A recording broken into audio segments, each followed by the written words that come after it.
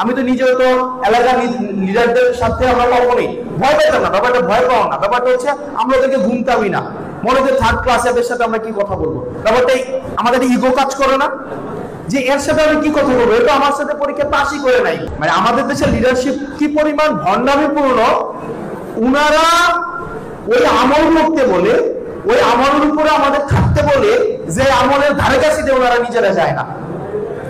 বিষয়টা এমন না। এখন আমরা এখানে যারা আছে, আমাদের সমস্যাটা যেহেতু আমাদেরকে এটা অ্যাড্রেস করতে হবে। কোন ফরেন ইম্পোর্টেড যে প্রবলেম জীবনে ফেস করে নাই, এই মানুষকে আমি জীবনে এটার অভাব ফিল করাইতে পারবো না। আমি দেবিদ্বারের মানুষ, আমি জানি দেবিদ্বারের শিক্ষা প্রতিষ্ঠানগুলোর কি পরিমাণ অধঃপতন হয়েছে। সবচেয়ে কঠিন কাজ হচ্ছে ফেল করা। এটা আপনারা জানেন, আপনারা কোন ধরনের পরীক্ষা দিয়ে আসছেন এটা আমার ধারণা আছে, এটা আমি জানি।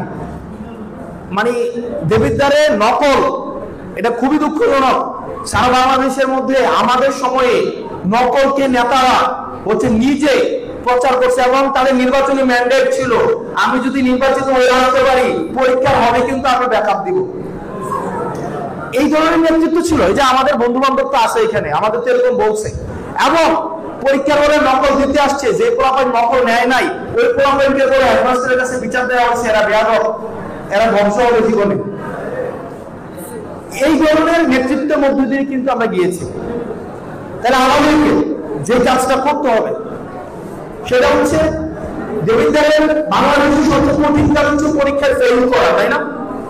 ফেল করাটা কঠিন নাকি ভাই? এমসিকিউ তো 40টার মধ্যে 25টা দেখাইতে বলে, মানে অপশন দিয়ে দিছে।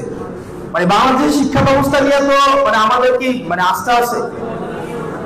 এমসিকিউ তো অপশন দিছে 40টা থেকে 40টা দেখাইলে 25টা দেখাইতে হবে।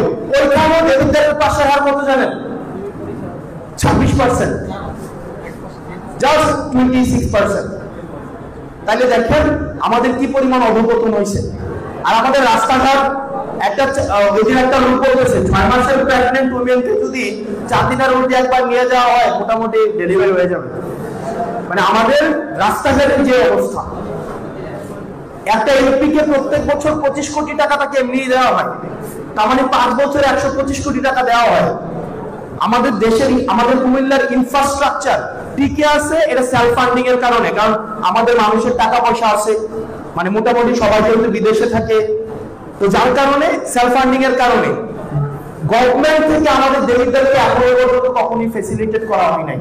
আমরা এই জবাবদিহিতা কোনোদিন নিছেন আপনারা নিছেন এ পর্যন্ত? আপনারা ভয় পান। আমি নিজেও তো ভয় পাইছিলাম, আমি তো নিজেও তো এলাকার লিডারদের সাথে আমরা কখনোই ভয় পেতাম না, ব্যাপারটা ভয় পাওয়া না, ব্যাপারটা হচ্ছে আমরা ওদেরকে ঘুমতামই না। মনে যে থার্ড ক্লাসের সাথে আমরা কি কথা বলবো, ব্যাপারটাই আমাদের ইগো কাজ করে না যে এর সাথে আমি কি কথা বলবো, এটা আমার সাথে পরীক্ষা পাশই করে নাই, এতে এসএসসির পরে ড্রপ আউট হয়েছে, তো এর মনে হচ্ছে আমার এলাকার নেতা হয়েছে।